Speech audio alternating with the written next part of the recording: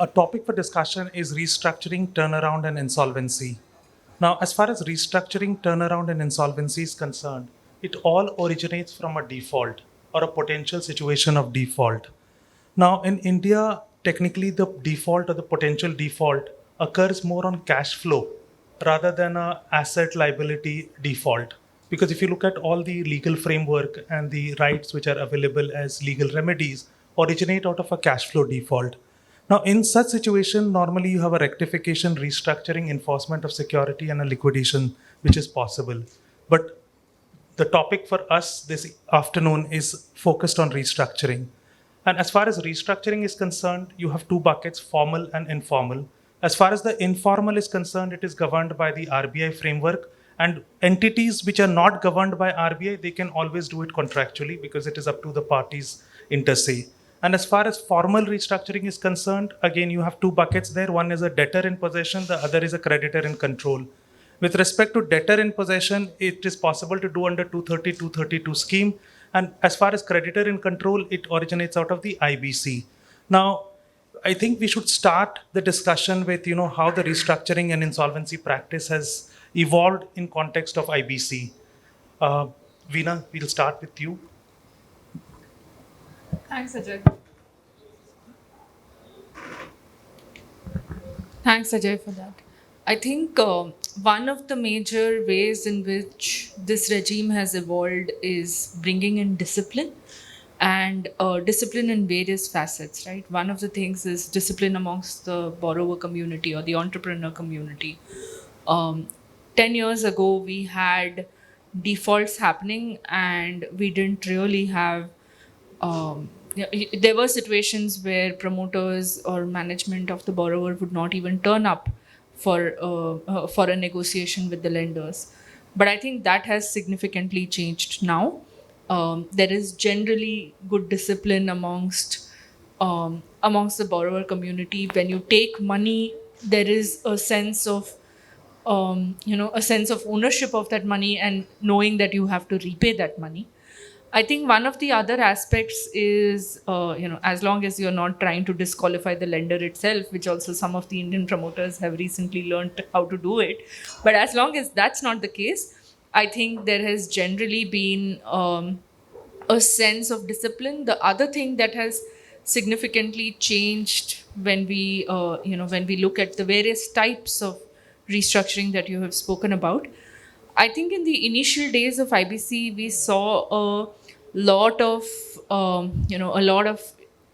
investors or potential investors who were seeking access to the data room just to understand what is this IBC, because the entire world was talking about IBC at that point of time.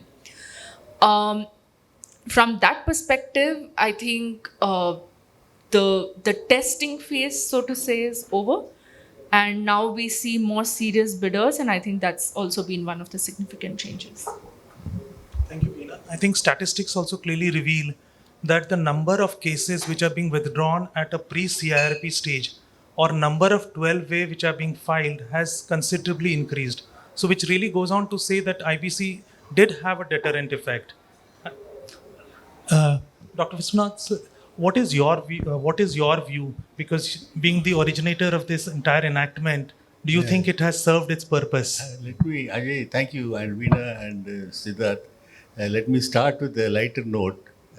I started my career as a law professor, and I taught for 10 years as subject jurisprudence. My classes used to be thinly attended. So that is not a subject which people used to like. But my colleagues used to teach criminal law had a massive attendance on rape and murder and other things. But whoever sat in my class have become judges of High Court and even Supreme Court. I'm very happy about that. It's the lighter side. Secondly, I start with a caveat. In the legislative drafting, there is a saying, the draftsman is a singularly inappropriate person to interpret his own laws. You draft the legislation because you are given a scenario. Then you draft, and then when then you try to interpret, it will be biased. But with that caveat, I'll start. This IBC, when it was given to us, the credit market, what is the state of the credit market? There was a debtor in possession, Sika, the experience was very bad. Asset destruction was taking place, nothing. So we moved from one end to the other end a bit, I think we should say, with a very great force. I mean, we were not ready to accept a middle way, go smoothly. We wanted to change it overnight. We did it. I mean, but then the finance minister said, unless we do that, we will not succeed. Because two attempts were made earlier to bring a bankruptcy law and it failed. It was not taking off. So when he handed over this project, he told me, Viswanathan, you try your luck. I'm not sure whether we will succeed, but let us see. But we succeeded because the market conditions were ready and we are ready to receive. No, law cannot anticipate whatever problems that are likely to arise in the implementation. All said and done, this IBC is one of the new type of legislative law reform movement in the country. I say this because I have been in law commission for a long time. We have done legal research there. The impact analysis and empirical data is not available for law reform. It has never been done, except in the case of your direct taxes and indirect taxes, where the data is readily available. There is a tax research unit which knows which you touch, which commodity, what will be the revenue gain, what will be, which will go affect the revenue loss. It was really very efficient. But that sort of a backup was not available for any other law, but IBC changed that. IBC, I would say, is still successful. I'll defend it, not because I have drafted it.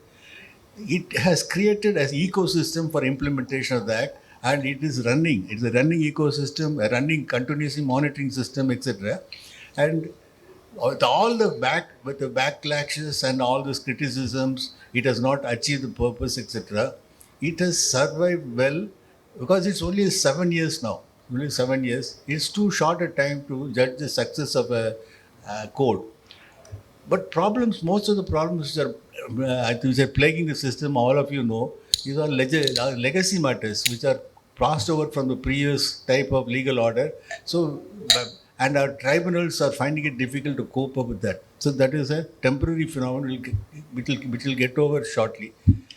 In our country, we always emphasize upon bank credit. That is one problem which faces us. We wanted to get out of bank finance, then we want to get out of secured credit, securitization of assets. Both are creating a lot of problems. It does not encourage people to take risk and come up and do projects and leave away. So these are some of the issues, and then we are continuously trying to monitor it and also respond also. To some extent, responding to every legal difficulty is not good because the jurisprudence have to evolve. It has to evolve, and you should not look to legislature for all short-term gains, short-term methods to solve, because we find that everywhere preemptive legislative amendments. When we do the finance bill, we always have that request from the ministry. There is a tribunal ruling, we have to nullify it. So we try to change the law. So you try to unsettle the law with a backdate, it creates problems. So you don't try to legislate preemptively, let the courts evolve, let the markets decide. And by and large, what Ajay said, it's good. Now many are coming under 12A and they're settling outside. Of course, it is not meant to be a recovery mechanism, but though it has been used like that, now the Mediation Act has been is come into force. It is going to be notified, and you will have some effect on how mediation will impact upon pre-insolvency cases, the asset distribution. We will have to wait and see because we are just watching. Something is happening there. But all said and done, I will say our code has been outstandingly a success, and the kind of markets we have and how the credit market is moving on, I will really say it's working well beyond the dreams of any other law. This has taken well, and I'm very sure you get a lot of talent here, a lot of people have gained new things. When I drafted the code and appeared before the committee, parliamentary committee, they asked me, you are creating new profession. Where are you going to get these people from? Where are they? I said, they will come, they will emerge. We have the talent. It has happened. It has happened. You don't have a ready-made thing. When an act is brought into force, you have to have so many things. It has evolved. Question of time. And I have great faith in Indian marketplace, and I'm very sure our legal system is very strong with the lawyers like you are all here, brilliant. We will make it very big. Thank you. Thank you, sir. That was very enriching. In fact, the IBC is another mode of resolving. It is technically not the end. And I think, the confusion arises when people start treating law as the end. At the end of the day, it is only a means to achieve a commercial objective or objective which is desired. Siddharth, what are your views? Do you think IBC has really helped the restructuring and insolvency practice in terms of helping stakeholders involved? Sure. Thanks, Ajay, and thanks, Legal Era, for having us here. And I sort of agree with my fellow co-panelists with respect to the success of IBC. It is, of course, something which is doing very well. It's just that in terms of, since it is only 7 years old, we are also still grappling with certain interpretation issues. But just purely speaking in terms of the market, in the recent past, at least my personal view is that it's a mixed bag.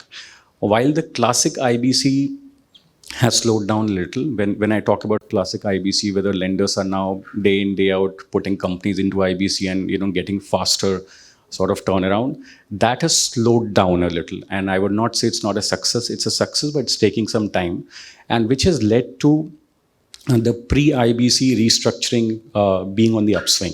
And that has also led to one very major and important feature, which is private credit. This is one jurisprudence which is evolving. There are a lot of players who are now very, very actively looking at private credit market, and a lot of foreign funds who are looking at funding the special situations. So that is one market which, in my view, will see an upswing, because the classic IBC has slowed down comparatively.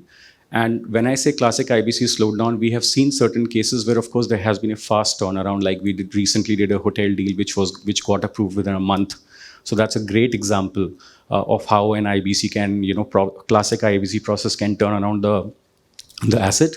But in most of the other cases, we have seen that it has taken a lot of time for the assets to get resolved because they are pending in courts. So, and that is one of the reasons why the pre-IBC market will become more and more active in future. And also the reason why the private credit market will see an upswing. So that's my sort of take on it. And another sector which I just quickly wanted to talk about in IBC, which in my experience has seen a lot of upheaval, a lot of activities, real estate insolvency.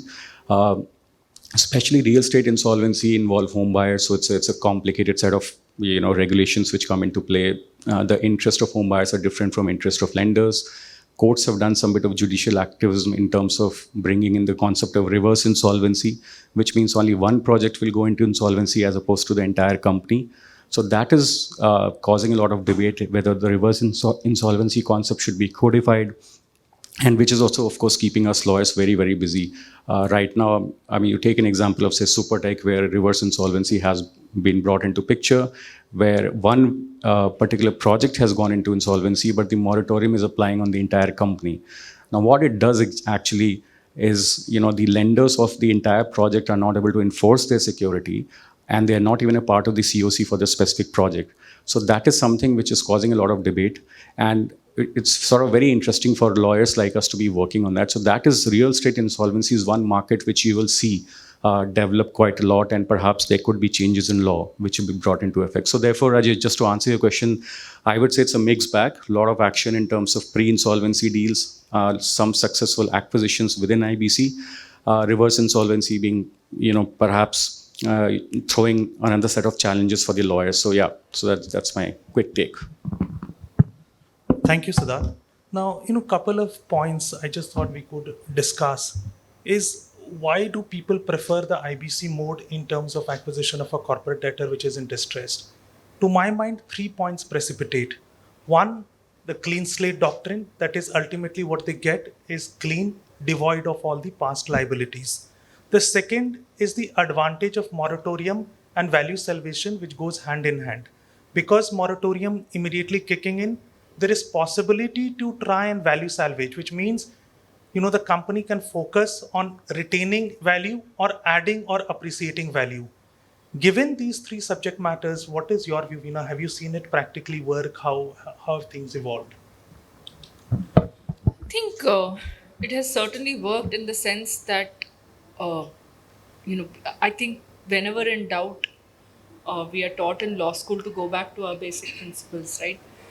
uh, I think in IBC specifically, going back to the principle of it is resolution and not recovery has certainly helped, at least helped me in navigating through some of the challenging positions in the context of why choose IBC, right? Like, if you are purely looking at recovery just because you're secured, you have priority in security, you have priority in some sort of cash flow, does it necessarily mean that IBC is a solution for you? Probably not.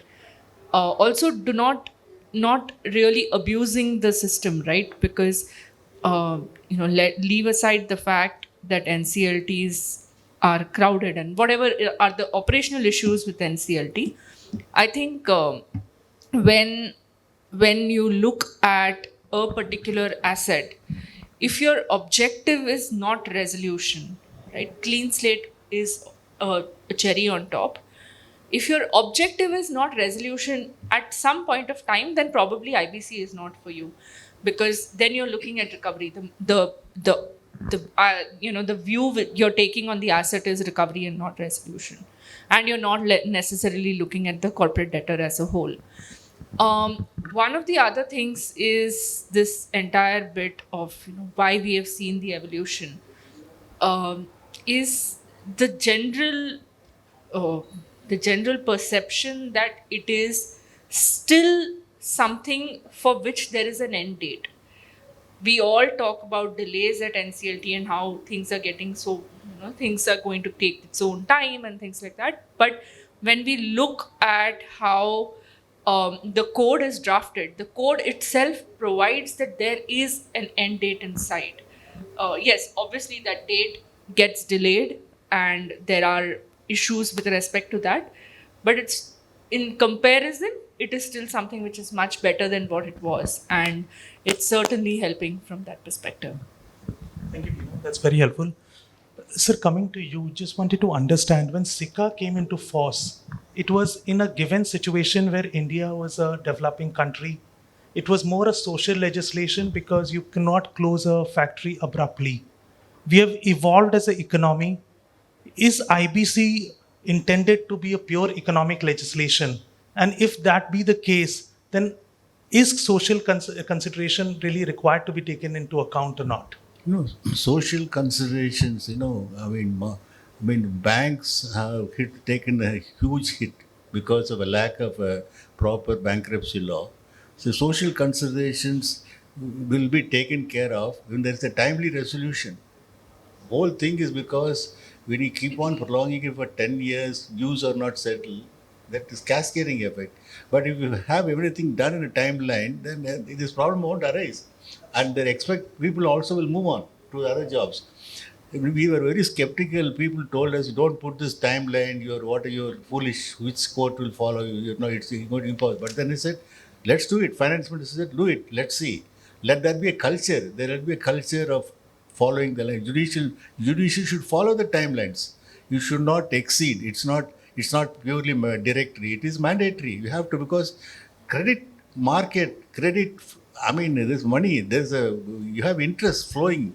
You can't. Time is money, so you can't take it leisurely, adjourn the case and drag it on. It's all loss of destruction of property value, everything. I think that is really an issue. So if I can just add to what Sir said and to what Veena said. So it's actually not a question of how the code is drafted. It's a question of how it is interpreted. And there are some disciplines which the code already talks about. And as Veena also said that, to answer your question as well, whether clean slate is important in order to make IBC success, and especially to make sure that the bidders are interested. Clean slate is the best thing which can happen for them, right?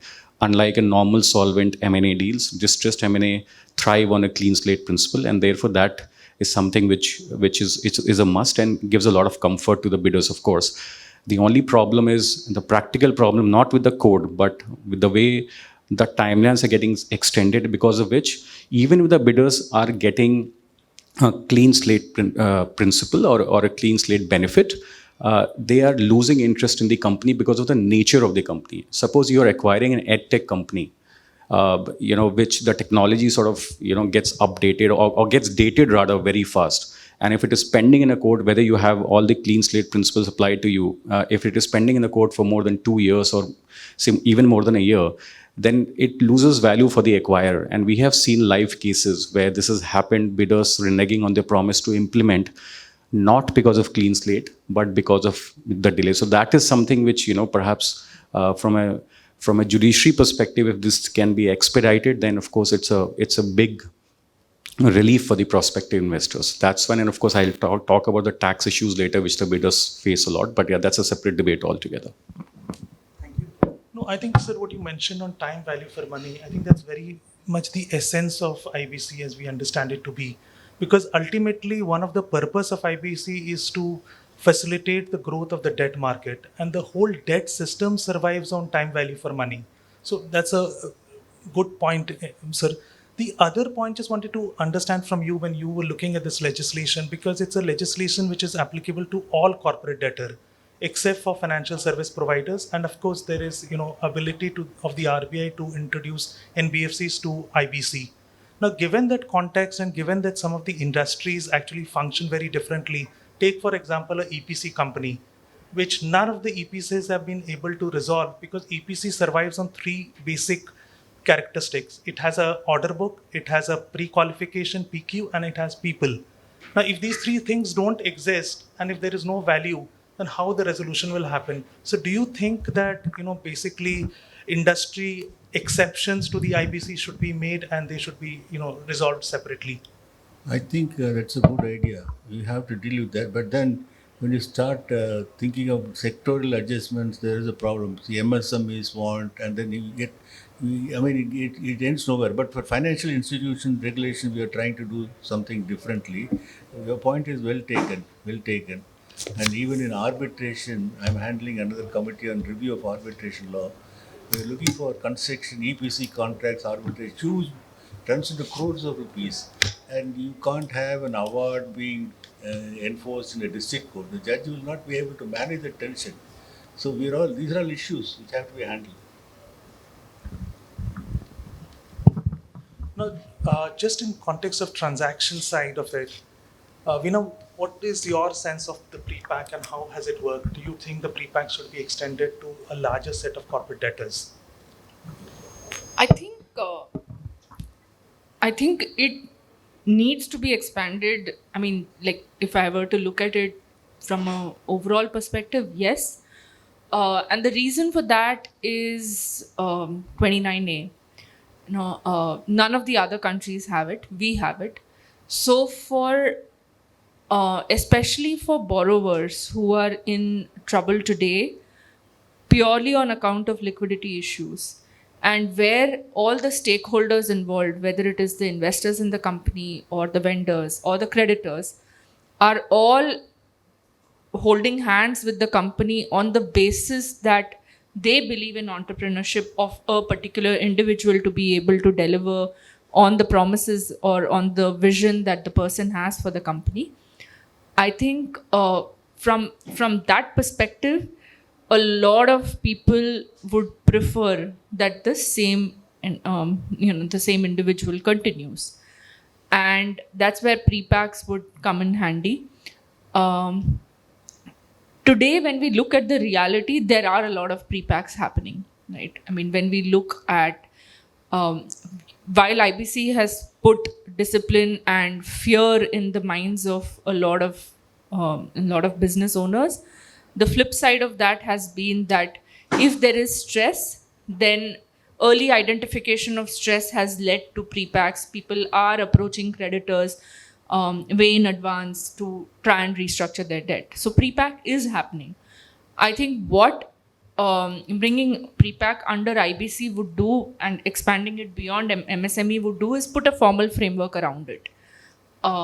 So is it an ultimate need of the hour? Probably not, because it is still existing and it is still functioning. But from a formalizing perspective, probably it should happen at some point of time.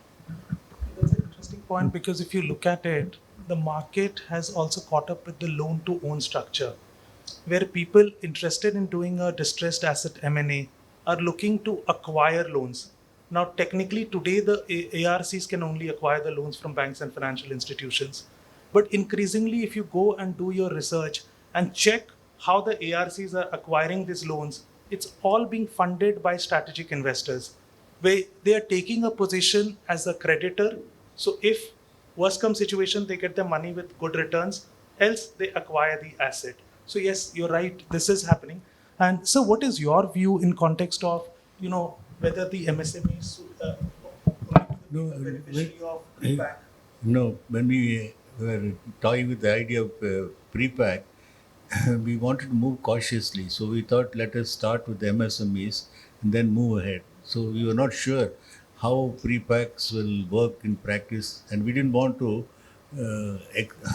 introduce pre-pack, because we are not sure how it will affect the IBC overall. See, that tension was there. We could not understand.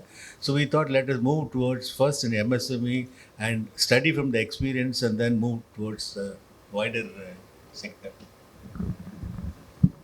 And Siddharth, if you can just elaborate a little on the private credit market which you spoke about, because ultimately, if there are more off-takers for asset, which means the CRP process will be a preferred process by the lenders. So, are you seeing traction in context of number of bidders actually bidding for a distressed asset? Yeah, I'm actually seeing traction in both. I am seeing traction in private credit market where these funds or the PC players want to just take a debt position and they with high returns because they see this market as quite lucrative. So that is one. And second, where I say that private credit will also come into picture big time is basically in context of interim funding, especially in real estate sector. We are talking about these big companies in real estate sector going bust, and because of, as I said, the concept of reverse insolvency, somewhere the promoter is still involved, and promoters given the task to raise money, and therefore these big players, big international funds are coming and looking at taking an interim finance position, getting a super priority position, and funding those real estate projects where promoter is still involved, by the way, and therefore that market is going to grow in my experience a lot. We are involved in certain situations where big players are in fact doing a diligence on big real estate companies to maybe take a position in terms of interim finance, and subsequently they might also look to acquire, but that's a second stage. So that therefore short point is the private credit market and the interim financing market within IBC will grow, and that's the future.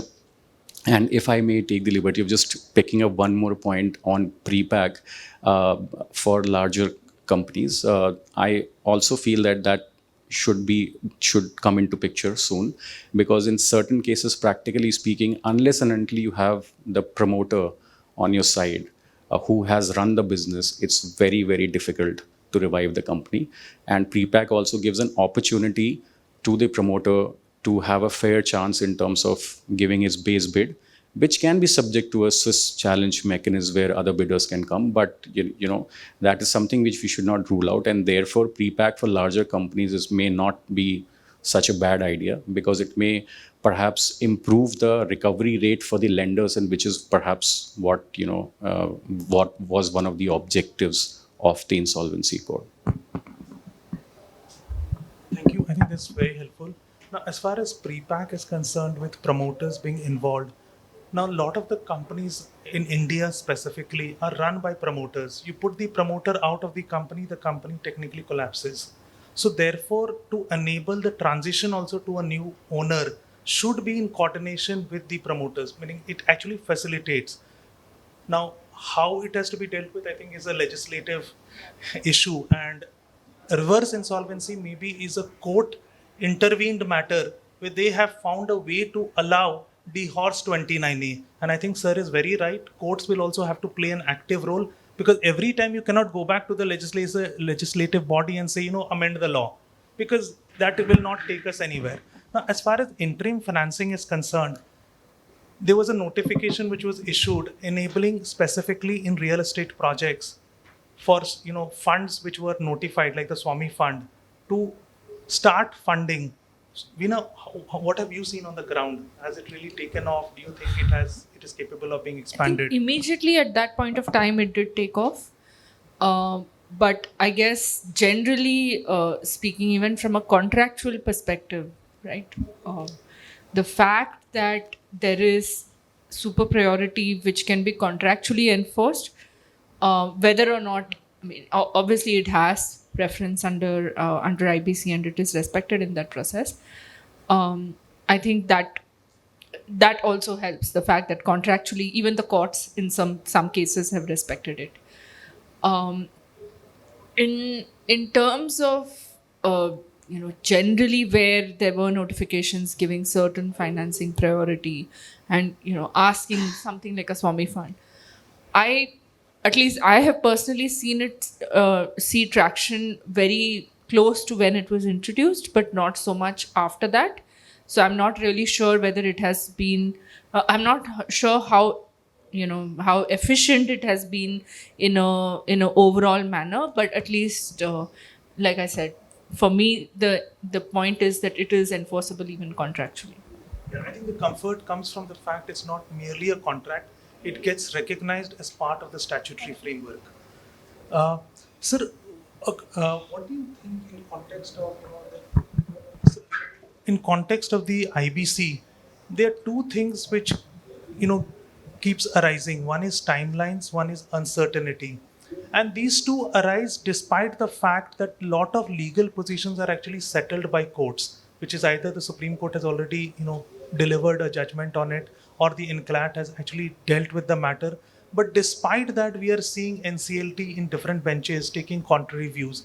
So, do you think there should be some kind of really cohesive way of delivering the orders? Because otherwise, what is happening is it is forum shopping. Oh, I agree with you. I mean, different NCLT benches are, ruling different. It's not good. There has to be some way of bringing in some order. There has to be, because this is not a good judicial discipline. And there has to be, because once the law is settled, you can't be taking a different stand and creating a lot of uncertainty. I don't know, how do you handle this type of situation? Even in the courts, it's happening. Even Supreme Court, it's happening there. See, this is not good. Once a law is settled, judicial precedent, it stands till it is overturned by a larger bench or by a higher authority. But the problem with this NCLT, because the people who are coming into the system, it takes some time to learn. That's the problem. Many of them do not exposure to the credit market nor to corporate law. They are learning, and by the time they learn, they demit office. So we need to think of a longer tenure. Maybe we have to recruit people young. That's what I've been saying. Why do you wait for people from retired from the judiciary other to get in there? Recruit young people because they are the best people to learn. They are aware of the market conditions and they can respond quickly. So that is something which we have to take a call. And there's no point in getting people who are on the above verge of retirement. They come in at that time. Health and energy is also important for learning. It's very important. I'm old. I have no apologies. But then, young people are required. There is a lot of energy and there is a lot of learning quotient, and they'll be able to meet they can do innovative ideas, and they can deal with, because law is emerging so fast. I discovered that because when I was a law secretary, I had to give answers on the phone. I'll get phone calls from very top PM and others. I can't tell that I will consult and get back to you. I have to give instantly answers. I'm so tense. Constantly trying to see what will happen, what questions will arise. So it's a process where we have to get younger people. That's my answer to solving all these NCLT problems. I don't know whether Veena agrees with me. I honestly, sir, I had never thought about age as a factor in this, but um, I think that's just my ignorance, because learning is always a constant process. But I think what you're saying is right in terms of, like, even when we look at our own, there are times when I tell senior people in my team that don't bring the energy down of the entire team, right? Like the freshers and the junior most people, I mean, they may come with their own Gen Z millennial issues, but at least they bring in way more energy and positivity within the room. maybe you're right. No, in fact, what happens is when settled principles of law get unsettled by judiciary, that's where the problem arises. So whether it's the Vidarbha matter, whether it's the Rainbow judgment, or recently NCLAT in Hyderabad, NCLT in Hyderabad, they have basically done away with the priority in security. Now, whilst Section 53 doesn't clearly or explicitly say that, if you go to the jurisprudence, which is there in the committee report, they've clearly said that there is no need to make any amendment or there is no need of a clarification. And in fact, the law should contemplate, because you cannot undo a contract by the IBC process. But these are basic principles, and sir, this is something which is becoming increasingly of a concern when orders come contrary. Because when we advise on a given set of legal principles, and if uncertainty exists, that becomes sometime a problem for all of us. Siddharth, what is your experience on this uncertainty or corridors of uncertainty? No, I completely agree. And that is also one of the reasons why there are delays.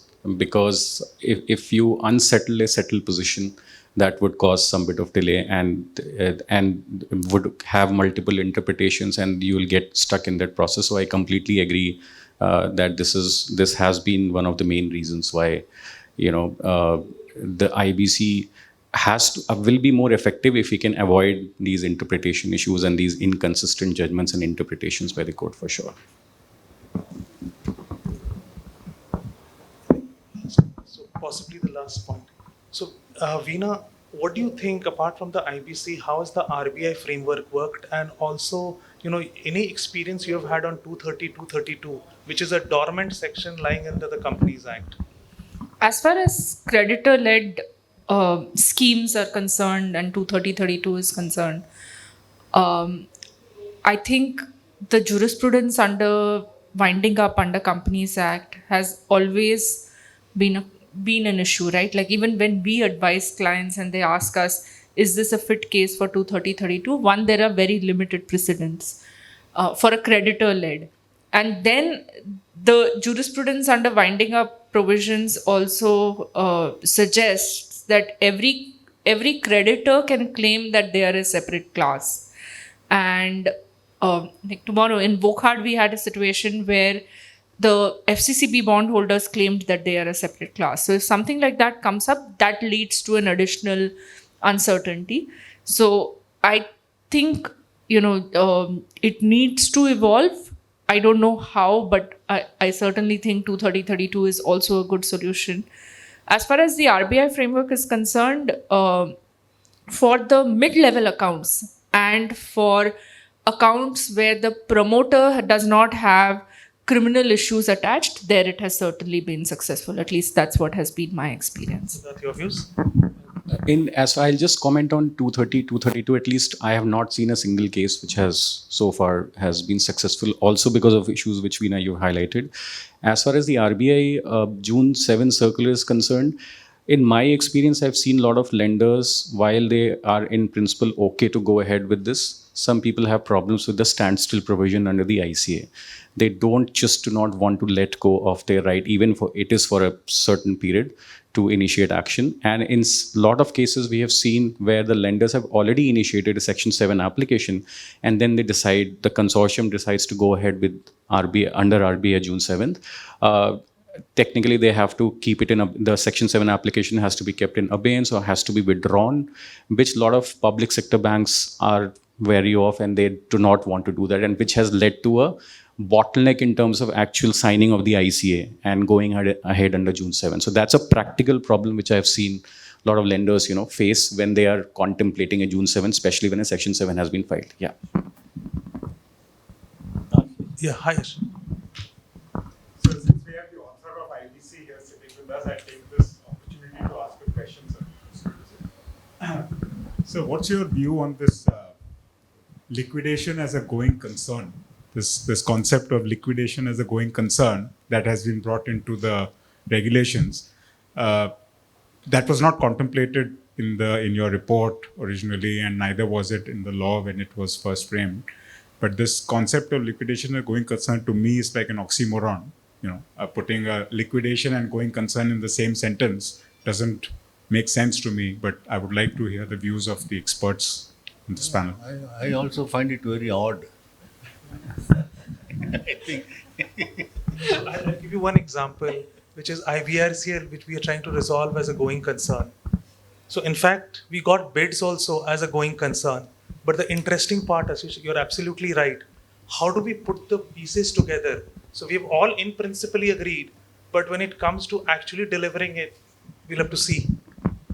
Ashish, my only answer to that is somebody told me liquidation is resolution. I said, no, because it is not resolution. There is no corporate debtor left. I said, no, it is resolution. So I don't know if that answers your question because you're right, it is an oxymoron. I'll just Liquidation is a garage sale. So no. So just from my perspective, I feel that because liquidation as a going concern is talked about so much, somewhere directly or indirectly, is it incentivizing liquidation, which is not the purpose of the code? Because if you tell people that oh fine, we have seen bidders who've lost out on a bid where they think that okay fine, let the company go into liquidation, we'll come back and take it again. So that perception is, I think, dangerous. That's one, because it should not at any point in time incentivize liquidation, which is not the purpose of the code. And of course, and as a concept, liquidation is a going concern. I think there are a lot of questions to be answered, like what is the tax treatment or tax benefit? How would you get the clean slate principle when you take, clean slate benefit rather, not principle, when you take the company under the liquidation? So those are still extremely uncertain, especially the tax treatment. So therefore, I think it's still evolving. We would perhaps need a detailed set of detailed discussion as to how it is to be implemented. But right now, my personal take is that it is an oxymoron. It may end up incentivizing liquidation and causing more confusion. That's what my frank take on this would be. That's what's really happening on the ground. There are many more cases of liquidation than resolution. Absolutely. And all have to go through that path. and 90 Yeah. days of unnecessary wastage of time. It's an Yes. extension of resolution process with Absolutely. ambiguity. And Yes, rather, to absolutely. extend the CRP process when we say That's 270 absolutely plus 90. So I'm not Thank- the only one who thinks like this. I think we have a consensus. We all think alike. The brief changes. Correct. Sir, closing remarks. What do you think on the future of IBC? Richard, IBC is bright. I am an author, I cannot say anything else. But all said and done, it is working well. I told you, this type of law reform has never been attempted. It is setting in motion some new type of how you reform the law. You get data, then you try to address the challenges. Previously, we were groping in the dark. Legal response was to accidents of litigation. Now we are having data, we know how to structure it and which sector you can touch. So it's all easy. So maybe hiccups will be there. It won't be there because we are used to a credit market where people were not willing to pay. Now we are trying to bring in discipline there. So this will evolve in quite some time. And most of the legacy issues are settled. I think the future is bright. Thank you, sir. Thank you, Veena. Thank you.